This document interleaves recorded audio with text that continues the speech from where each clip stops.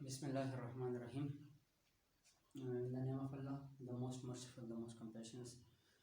Dear student, آج انشاءاللہ ہم مطالعہ پاکستان میں قرارداد مقاصد یعنی آبجیکٹو ریزولوشن کے بارے میں ہم پڑھیں گے کہ آبجیکٹو ریزولوشن کی قرارداد مقاصد میں کون کون سے جو اہم پوائنٹس ہیں، جو نکات ہیں جس کی بنیاد پر قرارداد مقاصد کی منظوری ہو گئی، اور اسی کے ساتھ ساتھ پاکستان میں جو اسلامی جمہوریہ بنانے کے لیے جو اقدامات کیے تھے وہ کن کن چیزوں پر ہونا مشتمل تھا۔ تو قرارداد مقاصد میں جو ہم بات کرتے ہیں تو اس میں سب سے پہلے ہم دو قومی نظریے کو ڈسکس کریں گے، اور پھر اسی کے ساتھ ساتھ جو دو قومی نظریہ پھر بعد میں نظریہ پاکستان کی بنیاد پڑی اور اس کو ہم ڈسکس کریں گے۔ پھر ان میں سے ہم اس بات کی طرف آئیں گے کہ اس میں ہمارے ہاں جو پاکستان کو اسلامی جمہوریہ بنانے کے جو اقدامات تھے وہ سیاسی نظام، اقتصادی نظام اور پھر اس کے بعد سماجی نظام کے بارے میں ہم تھوڑے پڑھیں گے۔ پھر اس کے بعد ہم سیاسی نظام، اقتصادی نظام اور سماجی نظام کے حوالے سے ہم اسلامی تعلیمات، پھر اس کے بعد قرآن و سنت کے جو بنیادی اصول ہیں کہ جس بنیاد پر ہمارے ہاں پاکستان کو اسلامی جمہوریہ بنانے کے جو اقدامات تھے، یا جس بنیاد پر پاکستان جب 1947 کو معرض وجود میں آیا تو کس بنیاد پر آیا تھا اور کن اصولوں پر مبنی آیا تھا، اس کو ہم ڈسکس کریں گے۔ تو سب سے پہلے ہم جمہوری اقدامات کی طرف، کہ اسلامی جمہوریہ اقدامات کے جو بنانے کے جو اقدامات تھے پاکستان کو، اس کی طرف ہم آئیں گے کہ ان میں کون کون سے جو ایسی چیزیں تھیں جو ہمارے پاکستان یعنی پاکستان کو اسلامی جمہوریہ بنانے کے جو اقدامات تھے۔ تو سب سے پہلے پاکستان دو قومی نظریہ اور نظریہ پاکستان کی بنیاد پر معرض وجود میں آیا تھا۔ یہ نظریہ پاکستان کی بنیاد اسلامی نظریہ حیات پر رکھی گئی تھی۔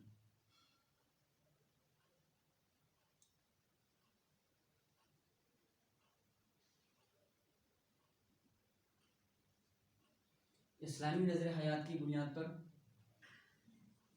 اس کی بنیاد پڑی تھی، یعنی اس میں سماجی نظام میں، سیاسی نظام میں اور پھر اس کے بعد جو اقتصادی نظام تھا، تو دو قومی نظریہ اور نظریہ پاکستان کی جب تشکیل ہونے لگی اور اس کی بنیاد پڑنے لگی تو سب سے پہلے اسلامی تعلیمات کو ہم دیکھتے ہیں۔ وہی اسلامی تعلیمات جو قرآن و سنت کی بنیادی اصول پر مبنی ہوں، اور جب پاکستان معرض وجود میں آیا تو اس کی بنیاد مکمل طور پر نظریہ حیات پر رکھی گئی تھی، تاکہ قرآن اور سنت کے مطابق جتنی بھی کام اور امور سر انجام دیں گی حکومت وقت کی طرف سے پاکستان میں، وہ مکمل طور پر ایک سماجی نظام کے تحت اسلامی تعلیمات کے مطابق ہوگا، قرآن و سنت کے مطابق ہوگا۔ پھر اس کے بعد جو سیاسی نظام ہے وہ اسلامی تعلیمات، قرآن و سنت کے مطابق اور اس کے ساتھ اس کے جو بنیادی اصول ہیں اس پر مبنی ہوگا۔ اور پھر اس کے ساتھ ساتھ جو ہمارا اقتصادی نظام ہے تو اسلامی نظریہ حیات کی بنیاد پر اس کی بنیاد پڑے گی۔ ان تمام چیزوں کے تناظر میں جس کے قوانین اور قواعد و ضوابط اسلامی تعلیمات کی روشنی میں ہوں گے، یعنی اس میں جتنی بھی اس کے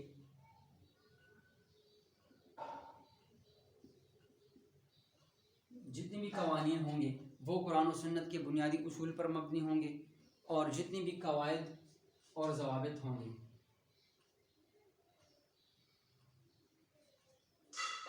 وہ بھی قرآن و سنت کے مطابق ہوں گے۔ ان تمام چیزوں کے تناظر میں اگر ہم اسلامی جمہوریہ پاکستان کے جو اقدامات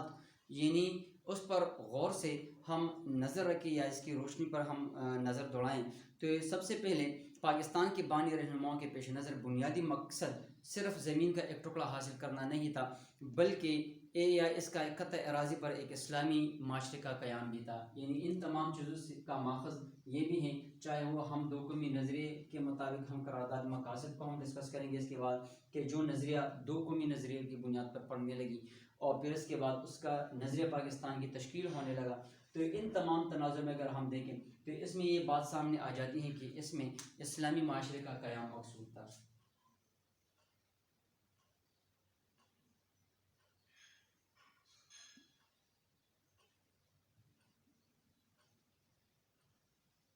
یعنی اسلامی معاشرے کا قیام ان تمام چیزوں میں، چاہے وہ ہمارے سماجی نظام ہو، چاہے وہ ہمارا اقتصادی نظام ہو، چاہے وہ ہمارا سیاسی نظام ہو، اسلامی تعلیمات کے مطابق اور قرآن و سنت کے بنیادی اصول کے مطابق وہی اسلامی نظریہ حیات کی بنیاد پر ہمارے جو قوانین مرتب ہوں گے وہ اسلام کی روشنی میں ہوں گے۔ ہمارے جو قواعد و ضوابط مرتب ہوں گے اسلامی جمہوریہ پاکستان میں جتنے بھی اقدامات ہوں گے وہ اسلامی قواعد و ضوابط کے مطابق ہوں گے، اور ان تمام کے تناظر میں اگر ہم اس کو دیکھتے ہیں تو سب سے بنیادی اہم مقصد جو تھا وہ اسلامی معاشرے کا قیام تھا، یعنی اسلامی معاشرے کے قیام میں جن بنیادی اصولوں کی روشنی میں ایک جمہوری طرز حکومت ہو، یعنی ان میں سے اس اسلامی معاشرے کے قیام میں جمہوری طرز کی حکومت کو مد نظر رکھتے ہوئے اس کا قیام مقصود تھا، جہاں پر ہر ایک کو یعنی جمہوری نظام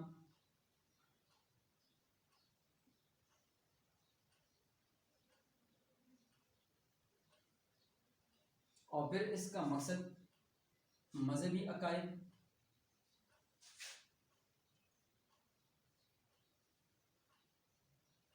اور ہر ایک بندے کو اپنی مذہبی عقائد سیاسی، سماجی، اقتصادی، معاشرتی، یعنی جتنی بھی اس نظر حیات کی یعنی اسلامی نظر حیات کے مطابق مکمل طور پر آزادی مقصود تھا۔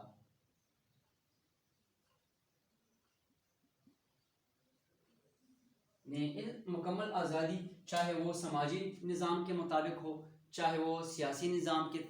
مطابق ہو، اور چاہے وہ اقتصادی نظام کے مطابق ہو، ان کا تمام ماخذ اسلامی تعلیمات کے ماتحتی میں ان تمام نظام کو مکمل طور پر ایک اسلامی سانچے اور ڈھانچے میں ڈالنا ہے۔ پھر اسی کے ساتھ ساتھ قرآن و سنت کے جو بنیادی اصول ہم بیان کرتے ہیں تو اس کا بنیادی مقصد چاہے وہ اسلامی معاشرے کے قیام،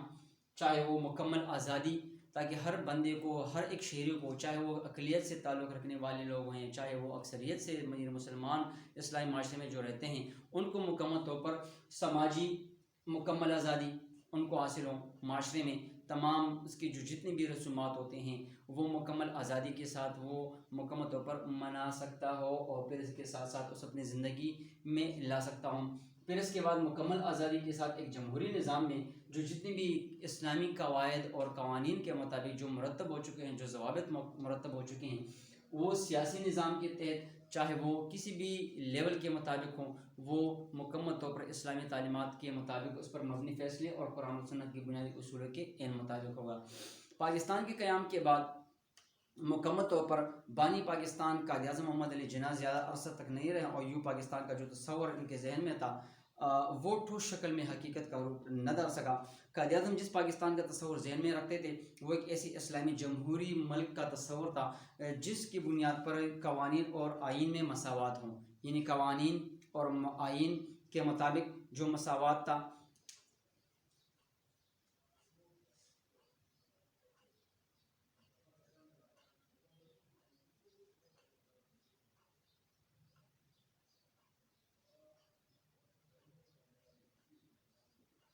پھر اس کے ساتھ ساتھ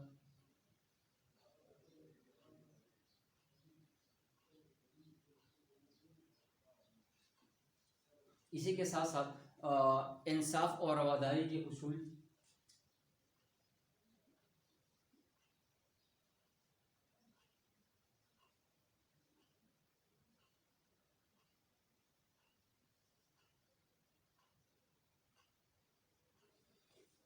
پر مبنی معاشرہ، اور پھر اسی کے ساتھ ساتھ رواداری کی اصولوں پر مبنی، یعنی ان تمام چیزوں کے انصاف اور رواداری کے اصولوں پر مبنی ایک ایسے اسلامی معاشرے کی تشکیل یہ پر مبنی ہو، مگر اس کا ماخذ اسلام کے سنہری اصول ہو، یعنی اس میں جو ہم اسلام قرآن و سنت کے جتنی بھی اصول ماخذ کرتے ہیں تو اس بات کی طرف اشارہ ہے کہ ملک میں جتنی بھی قوانین بنیں گے، ملک میں جتنی بھی قواعد و ضوابط ہوں گے، چاہے وہ سماج سے تعلق رکھنے والے، معاشرتی نظام سے تعلق رکھنے والے ہوں، چاہے وہ سیاسی نظام سے تعلق رکھنے والے ہوں، اور چاہے وہ اقتصاد سے تعلق رکھنے والے ہوں، ان کا تمام کا ماخذ نظام میں یہی قوانین جو آئینی مساوات پر مبنی ہوں گی، اور چاہے وہ انصاف اور رواداری کے اصولوں پر مبنی ہوں گی، ایک اسلامی معاشرے کے قیام کے تحت مکمل طور پر اسلام اور اسلامی تعلیمات اور پھر اس کے ساتھ قرآن و سنت کے بنیادی اصولوں پر مبنی فیصلوں پر مشتمل ہوگا۔ قرارداد مقاصد میں قیام پاکستان کے بعد پہلے دستور ساز اسمبلی قائم کی گئی جس کے ذمہ نیا آئین مرتب کرنا تھا، یعنی اگر ہم قرارداد پاکستان اور قرارداد مقاصد کو ہم نظر رکھتے ہیں تو اس میں یہ بات سامنے آ جاتی ہے کہ اس میں جو قرارداد مقاصد ہے تو ان کی تشکیل کے سلسلے میں ایک نیا نظام، ایک نیا آئین مرتب کرنا تھا۔ وقتی طور پر قانون آزادی ہند کے مطابق جو ہم قرارداد مقاصد کو پر نظر رکھتے ہیں، تو اس کی روشنی میں سب سے پہلے قانون آزادی ہند کے مطابق انڈین ایکٹ جو 1965 تھا،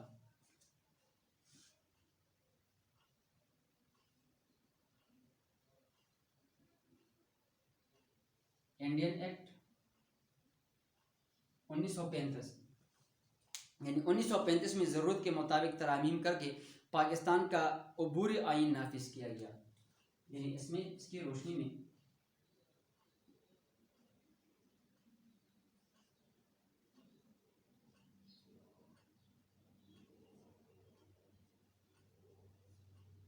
ترمیم کر کے عبوری آئین مکمل طور پر بنا دیا گیا اور اس کے ساتھ ساتھ نافذ کیا گیا، اور نئی آئین کے لیے کوشش شروع کی۔ دستورساز اسمبلی کے رکن اور ممتاز عالم دین جو اس میں جو اہم کردار انہوں نے ادا کیا تھا، وہ مولانا شبیر احمد عثمانی نے دستورساز اسمبلی کی طرف پہلے قدم کے طور پر ایک قرارداد کا مسودہ تیار کر کے دیگر علماء سے بھی اس کی رضامندی حاصل کی۔ یعنی اس میں جو ممتاز عالم دین تھا،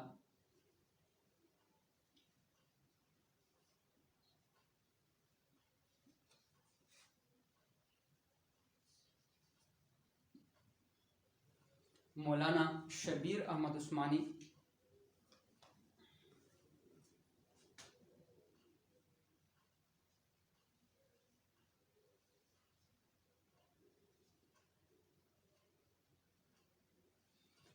رحمۃ اللہ علیہ نے دستور سازی کی طرف پہلے قدم کے طور پر ایک قرارداد کا مسودہ تیار کر کے، یعنی مرتب کر کے دیگر علماء سے بھی ان کی رضامندی حاصل کی، جسے 12 مارچ 1949 کو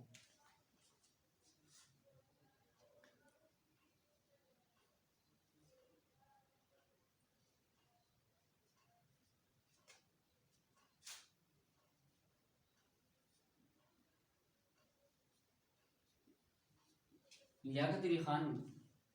12 مارچ 1949 کو لیاقت علی خان مرحوم نے دستورساز اسمبلی میں پیش کیا۔ اسے پاکستان کی آئینی تاریخ میں قرارداد مقاصد کے نام سے یاد کیا جاتا ہے۔ ان تمام مسودے کو جب 12 مارچ 1949 میں لیاقت علی خان نے دستورساز اسمبلی کے لیے پیش کیا، یعنی مرتب کر کے اس کو پیش کیا گیا، تو اسے ہم قرارداد مقاصد کے نام سے یاد کرتے ہیں اور اسے یاد کیا جاتا ہے۔ اس قرارداد کے ذریعے دستورساز اسمبلی نے پاکستانی عوام کے نمائندے کی حیثیت سے اقرار کیا کہ پاکستان کا جو آئندہ دستور ہوگا، جو بنیادی طور پر جو آئین ہوگا، یعنی جو دستور ہوگا، وہ قرآن و سنت کے مطابق، یعنی پاکستان کا آئندہ جو دستور ہے قرآن و سنت کی تعلیمات کے مطابق ہوگا۔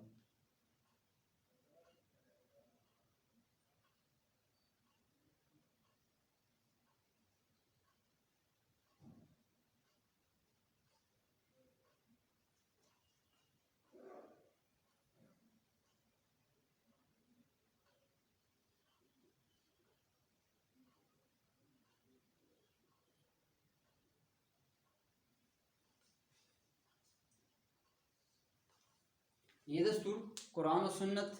کی تعلیمات سے ہم آہنگ ہوگا اور پاکستان کے عوام اور ان کے نمائندے اپنی حکومتی اختیارات اللہ تعالیٰ کی مقرر کردہ حدود کے اندر استعمال کریں گے۔ یعنی اس میں جتنی بھی ہم ان تمام تعلیمات کو ہم دیکھتے ہیں، چاہے وہ ہم قرارداد مقاصد جس طرح ہم پہلے پڑھ چکے ہیں کہ وہی قوانین، وہی آئین جو مساوات پر مبنی ہو، انصاف اور رواداری کے اصولوں پر مبنی ہو، پھر یہی قوانین ایک نئے دستور کی ضرورت پڑنے لگی تو انڈین ایکٹ 1935 کے مطابق عبوری آئین جو مرتب کر کے اس میں ترامیم کر کے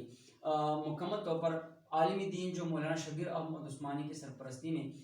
دستور اسمبلی کے لیے پیش کیا گیا، تو پھر اس دستورساز اسمبلی میں 12 مارچ 1949 کو لیاقت علی خان نے اس دستور کو مکمل طور پر لائحہ عمل کے لیے پیش کیا گیا۔ اسی قرارداد کو، یعنی اس کو ہم قرارداد مقاصد کے نام سے یاد کیا جاتا ہے، اور جو دستورساز اسمبلی میں جو اس نئے قرارداد میں پاکستانی عوام کے لیے یہ بھی پیغام دیا گیا ہے اور یہ بھی حیثیت دی گئی ان تمام قرارداد مقاصد کو کہ نئے دستورساز جو آئندہ دستور ہوگا پاکستان میں، وہ اسلامی تعلیمات اور قرآن و سنت کے مطابق جو ہوگا، وہ اس سے ہم آہنگ ہوگا اور تمام فیصلے اسی کے مطابق ہوں گے۔ پاکستان کے عوام اور ان کے نمائندگی بھی اپنی حکومتی اختیارات، قرآن و سنت، اللہ تعالیٰ کی حدود کہ مقرر کردہ حدود کے اندر، یعنی اللہ تعالیٰ کی جو مقرر کردہ حدود ہیں اسی کے مطابق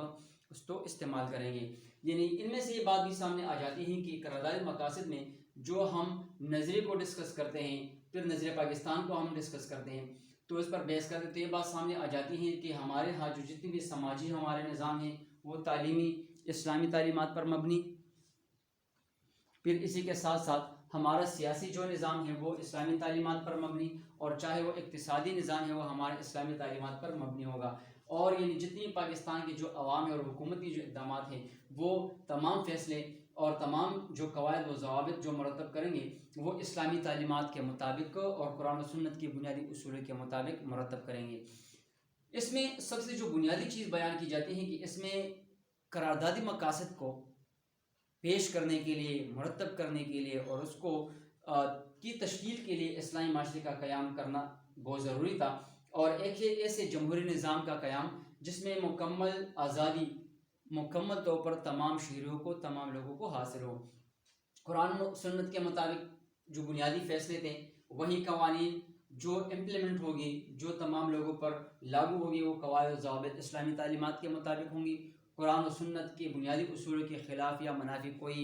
قانون نافذ نہیں کیا جائے گا۔ اور پھر اسی کے ساتھ ساتھ جتنے بھی عقائد ہوتے ہیں، چاہے وہ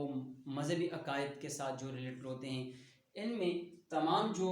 مذہبی عقائد اور مکمل آزادی ہیں وہ تمام لوگوں کو حاصل ہوں گی، چاہے وہ کسی بھی مذہب سے تعلق رکھنے والے ہوتے ہیں۔ قراردادی مقاصد کے جو اہم نکات اور اہم پوائنٹس ہم بیان کرتے ہیں، تو اس میں سب سے پہلے ہم اس بات کی طرف اشارہ کریں گے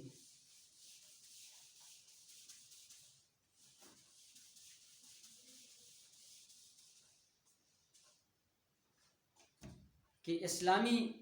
قرارداد مقاصد کے جو اہم نکات ہیں، یعنی اس میں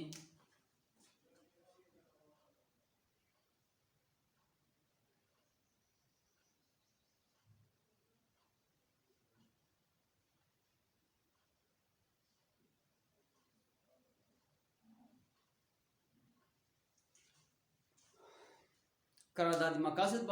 بظاہر ایک رسمی آئینی اعلان نظر آتے ہیں، مگر ایک قرارداد پاکستان میں دستور سازی کو ایک ٹھوس بنیاد فراہم کر کے اس ضمن میں واضح پیش رفت کا باعث بنی۔ یعنی قرارداد مقاصد کے جو خاص نکات ہیں وہ مندرجہ ذیل میں بیان کرتے ہیں۔ سب سے پہلے حاکمیت اعلیٰ کا تصور ہے۔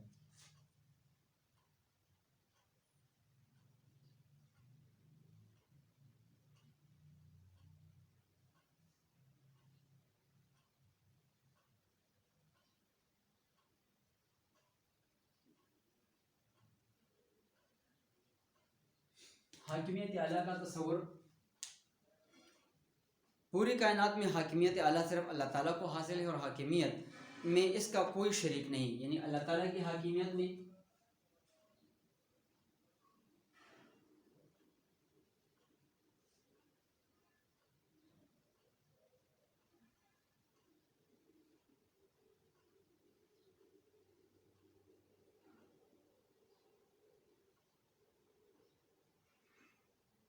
کوئی شریک نہیں اللہ تعالیٰ کے ساتھ۔ پھر اس کے ساتھ ساتھ پاکستان کے باشندوں کے پاس حاکمیت کا اختیار ایک مقدس امانت کے طور پر پیش کی گئی۔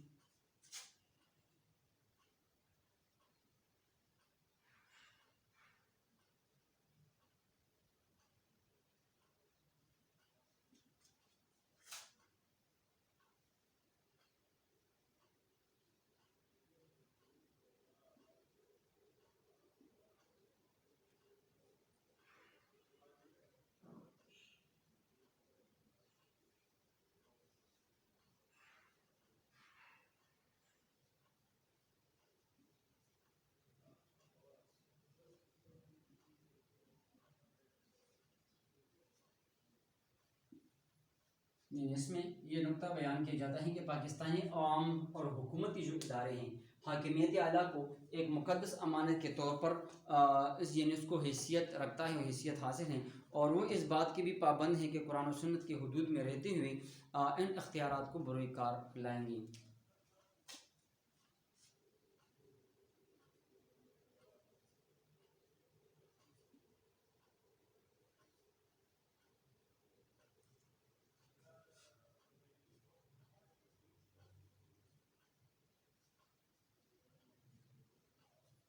احکام الہی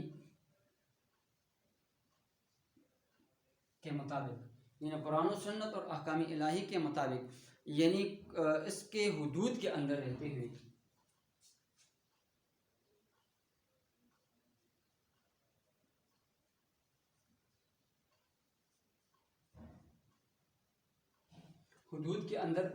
ہوئے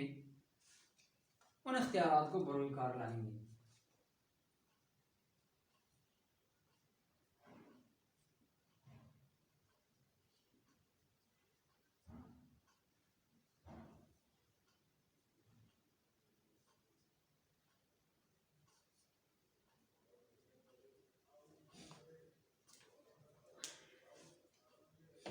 پھر اس کے بعد ہے اسلام کے جو بنیادی اصولوں کی جو پیروی ہے، یعنی اسلام کے منافی کوئی قانون مرتب نہیں کیا جائے گا۔ پھر اس کے ساتھ ساتھ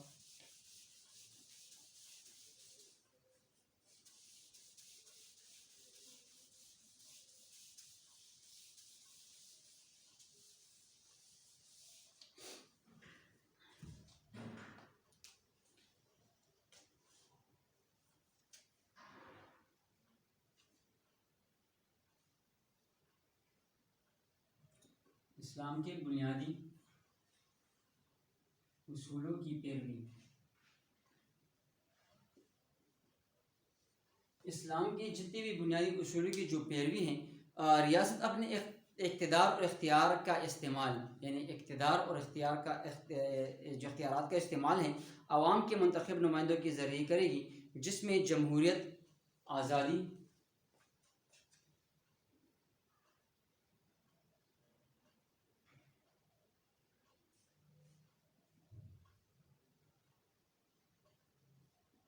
مساوات اور معاشرتی انصاف کے اصولوں پر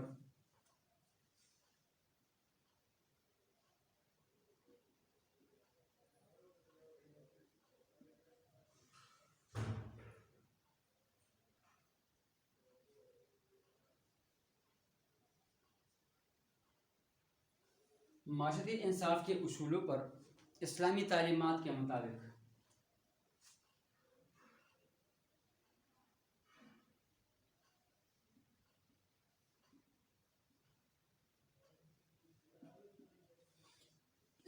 تعلیمات کے مطابق عمل کیا جائے گا۔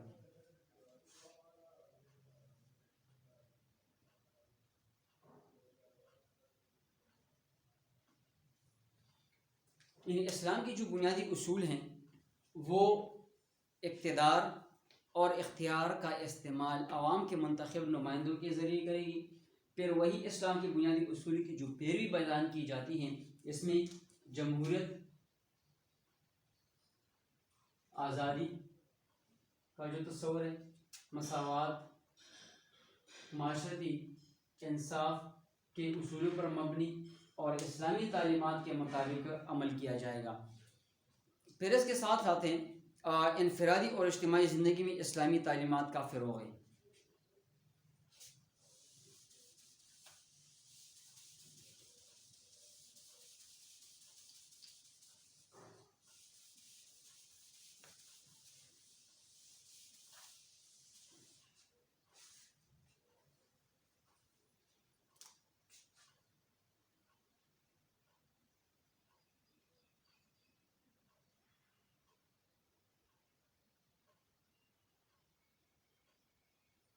اسلامی تعلیمات کا فروغ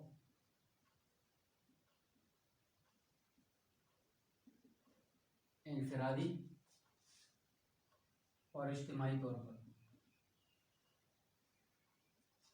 یعنی اسلامی تعلیمات کا فروغ جو چاہے وہ انفرادی طور پر ہو، چاہے وہ اجتماعی طور پر ہو، اجتماعی زندگی میں اور انفرادی زندگی میں اسلامی تعلیمات کے فروغ، یعنی تمام مسلمانوں کو اس قابل بنایا جائے گا، یعنی اس نے اسلامی ریاست میں، کہ وہ اپنی انفرادی اجتماعی زندگی اسلامی تعلیمات کے مطابق بسر کر سکیں۔ پھر اس کے ساتھ ساتھ اقلیتوں کے حقوق،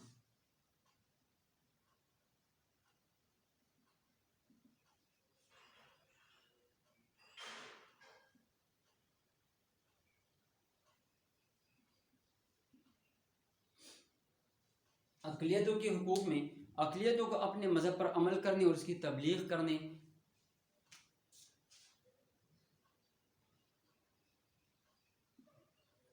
اپنے مذہب پر عمل کرنے،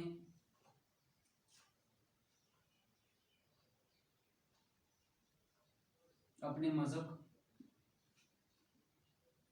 تبلیغ کرنے،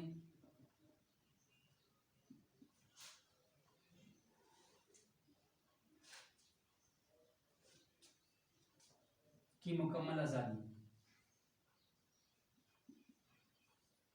مکمل آزادی حاصل ہوگی. یعنی ان کو مکمل طور پر اقلیتوں کے حقوق میں یہ بھی شامل ہے کہ اس اسلامی ریاست کے تعلیمات کے فروغ میں، چاہے وہ انفرادی زندگی بسر کر رہے ہیں، چاہے وہ اجتماعی زندگی بسر کر رہے ہیں، تو اسلامی ریاست میں سب سے جو اہم چیز بیان کی جاتی ہیں وہ یہی ہے کہ اس میں اقلیتوں کے حقوق کا بھرپور طور پر، خاص طور پر خیال رکھا جاتا ہے. اور جو اقلیت کے حقوق کے حوالے سے جو اپنے مذہب پر عمل کرنے پر،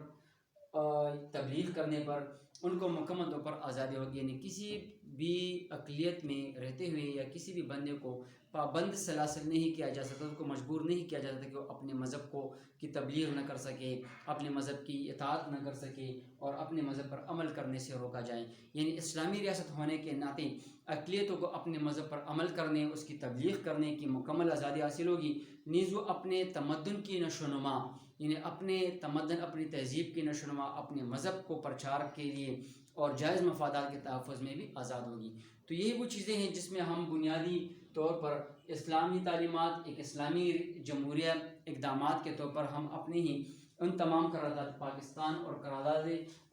مقاصد کی روشنی میں دو قومی نظریے کی تشکیل کے سلسلے میں اور نظریہ پاکستان کی تشکیل کے سلسلے میں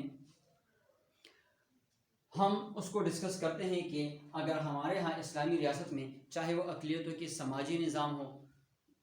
چاہے وہ سیاسی نظام ہو، اور چاہے وہ اس کے ساتھ ساتھ اس کی اقتصادی نظام کے ساتھ ساتھ ان کے دیگر حقوق کے حوالے سے بات کرتے ہو، تو یہ اسلامی ریاست کا حق بنتا ہے اور فرض بنتا ہے کہ وہ اقلیتوں کے حقوق کے حوالے سے بھی ان کو مکمل طور پر آزادی دی جائیں، تاکہ اس پر کسی قسم کی طور پر مذہبی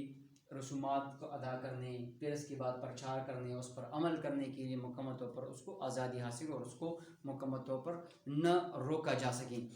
پھر اس کے ساتھ ساتھ یہ بنیادی جو حقوق کے حوالے سے ہیں، جو بنیادی جو انسانیت کی جو بنیادی حقوق ہیں، اس کے حوالے سے اس قرارداد مقاصد کے اہم نکات میں یہ بھی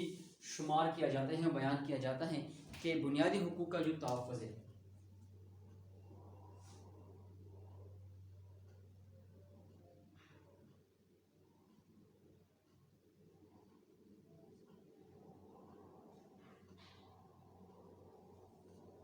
بنیادی جو ہیومن رائٹس کے ساتھ ریلیٹڈ جتنے بھی ہیں شہریوں کو تمام بنیادی حقوق، مثلا آزادی، مساوات کے کون کون سے ایسے حقوق ہیں جس کی بنیاد پر تمام معاشرے، چاہے وہ اسلامی ہوں، چاہے وہ دیگر مذہب سے تعلق رکھنے والے ریاستی امور ہوں، وہ بنیادی حقوق کے تحفظ کے لیے ریاست کے شہریوں کو بھرپور طریقے سے ان کے حقوق دیے جاتے ہیں. وہ آزادی کے حقوق ہیں، انصاف، مساوات، اور پھر اسی کے ساتھ ساتھ ملکیت، اظہار رائے،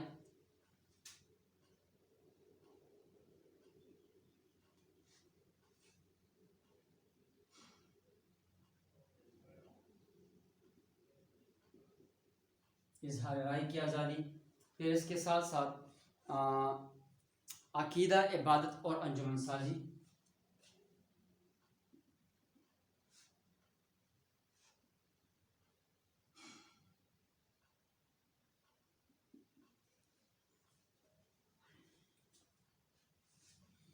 اور عبادت کی جتنی امور ہیں،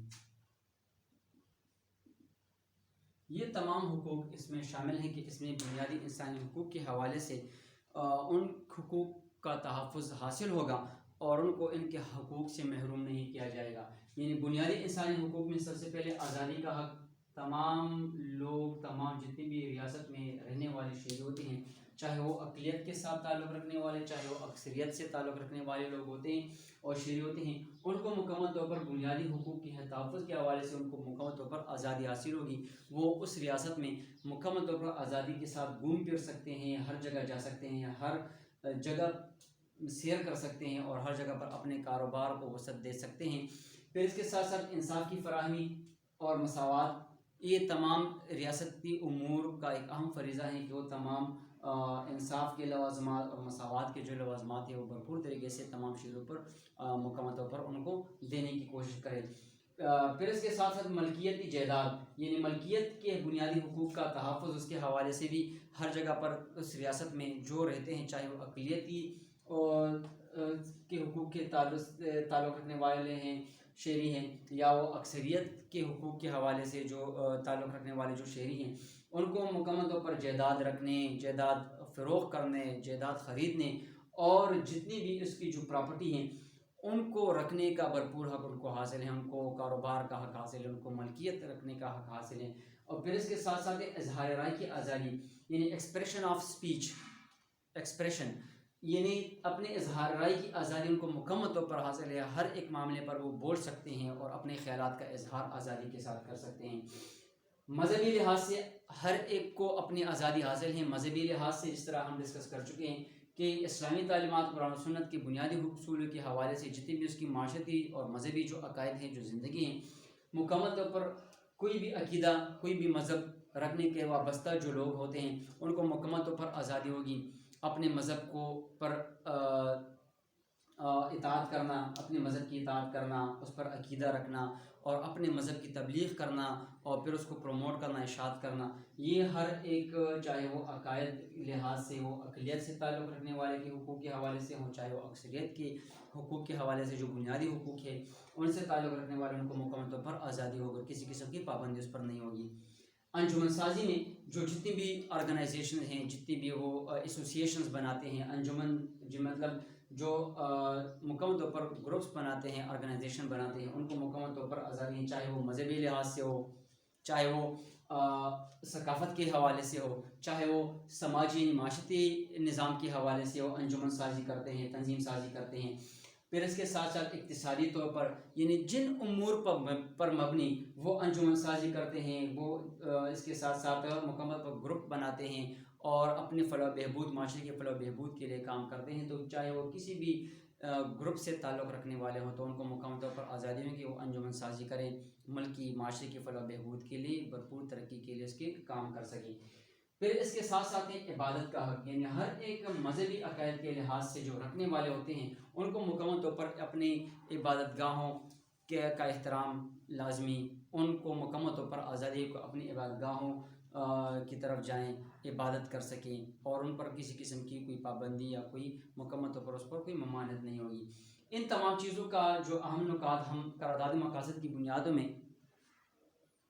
اور نکات میں ہم پڑھتے ہیں تو یہ بات سامنے آ جاتی ہے کہ جتنی بھی ہمارے ہاں جو وفاق کے ساتھ طرز حکومت اور صوبائی جو خود مختاری بیان کی جاتی ہیں، پھر اس کی جتنی بھی ہمارے ہاں جو ادارے ہیں، چاہے وہ وفاق کی تشکیل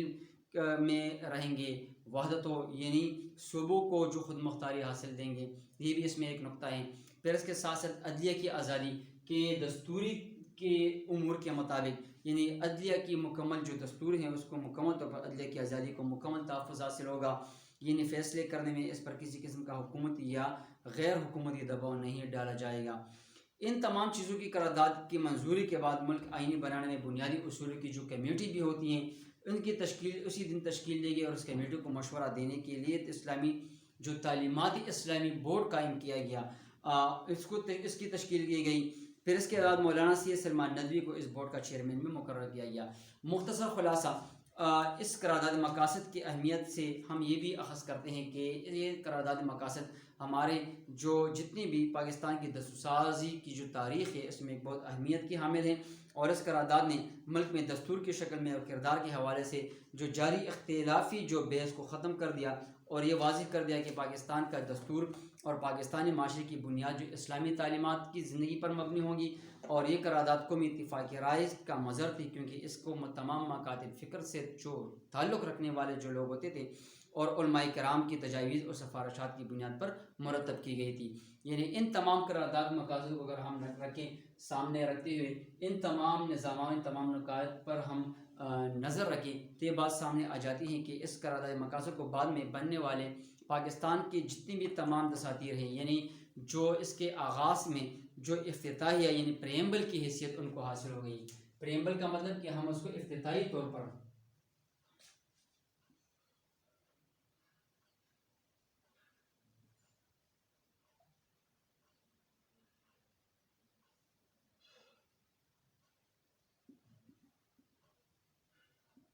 افتتاحیہ پریمبل کے طور پر افتتاحیہ حیثیت ان کو حاصل کی گئی تاکہ اس میں مکمل طور پر اس کو جگہ دی گئی اور افتتاحیہ آئین کا قابل نفاذ حصہ نہیں ہوتا. تاہم یہ مکمل طور پر 1985 میں جنرل ضیاء الحق نے 8ویں ترمیم کے ذریعے اس کو آئین کا باضابطہ حصہ بھی بنا دیا. ان تمام چیزوں پر اگر ہم دیکھیں تو یہ بات سامنے آ جاتی ہے کہ اسلامی جمہوریہ پاکستان جو اس کے لیے جو اقدامات کیے گئے تھے وہ صرف اور صرف قرارداد مقاصد کے جو پریمبل کے طور پر پیش کیا گیا کہ میں تمام حقوق شامل ہوں جو تمام شہریوں کو حاصل ہوں. اور اس میں جو جتنے بھی ہم پوائنٹس ڈسکس کر چکے ہیں اس میں مکمل طور پر بنیادی انسانی حقوق کے جو تحفظ کے حوالے سے جو بات کی گئی تھی وہ سامنے آ چکی ہیں اور پھر اسی کے ساتھ اس پر عمل کر دیا گیا. اسی کے ساتھ ہم اپنے لیکچر کو وائنڈ اپ کر لیتے ہیں. نیکسٹ ٹاپک کی طرف انشاءاللہ نیکسٹ کلاس میں حاضر ہوں گے. تب تک کے لیے اجازت چاہتے ہیں. اللہ حافظ.